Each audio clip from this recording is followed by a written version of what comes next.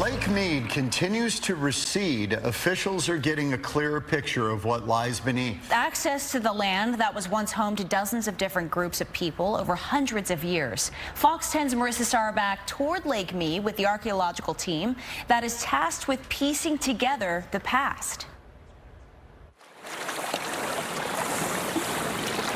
As you walk down to the shoreline at Lake Mead, you'll pass by these signs.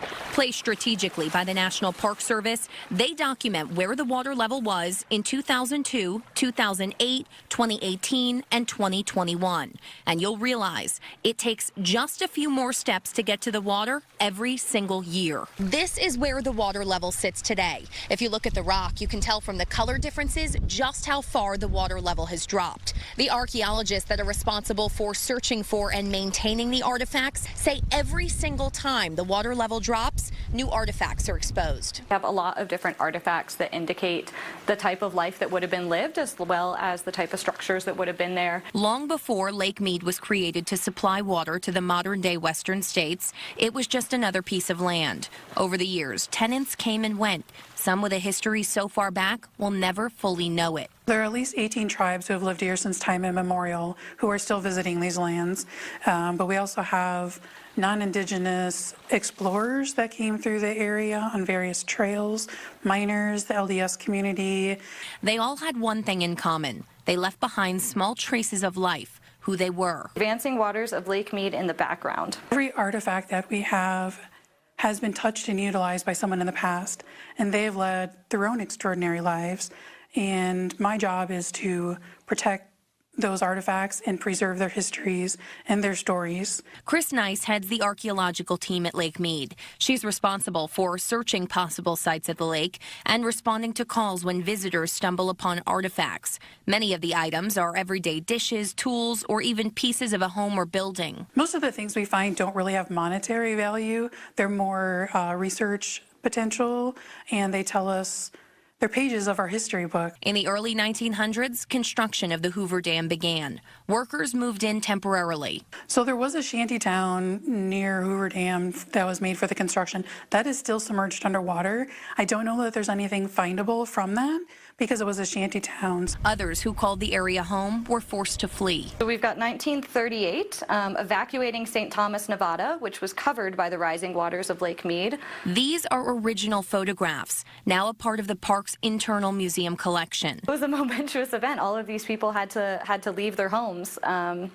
And I think that there was a concerted effort to document quite a bit of what we knew we were going to lose when the lake was coming in. But around 2002, as the water receded, the town that hadn't seen daylight in decades reemerged. So St. Thomas has been exposed for at least 20 years now, and there are a lot of foundations from houses, from businesses, and there's tree stumps still in place from along the main street. Park archaeologists got to work piecing together the stories of what is now a ghost town. This is not the only fired bullet casing that we found in the site, for instance. So every little piece tells a story about what life was like in the area. And although some artifacts get cataloged and enter the park's internal museum collection, a majority of the artifacts simply stay exactly where they were found. Archaeologists collected all of these, and that's important to us because these pieces that are part of the museum collection get to be part of the museum collection because they have context. What that means is that we know exactly where they came from. So an archaeologist is very cognizant of taking a point and documenting exactly where they got something as opposed to just taking the artifact itself. Exploring is encouraged for park visitors on the main trails and even off of them. But removing anything is not only discouraged, it's against the law. So all of the items within Lake Mead are federal property, whether they're originated from the Native American tribes who lived here since time immemorial or somebody who lost a watch in the lake 2 years ago or yesterday. All of them become federal property. The Park Service says you'll likely discover something on your travels.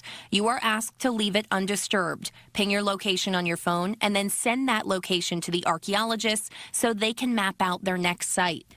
Probably less than 5% of the park has been surveyed for cultural resources.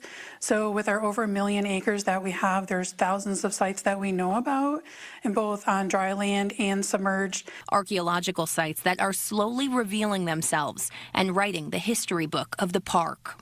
There's probably a lot of sites that we don't know about as well that are going to come out of the water as the water levels recede. In what could be considered the tiniest thread of silver lining as the lake dries up. So once the dam was built, as you can see from these photos, come 1938, the floodwaters came in pretty quickly and the entire site was underwater. So if the waters had not receded, then these wouldn't have been revealed and we wouldn't have collected them. Reporting at Lake Mead, Marissa Sarbak, Fox 10 News.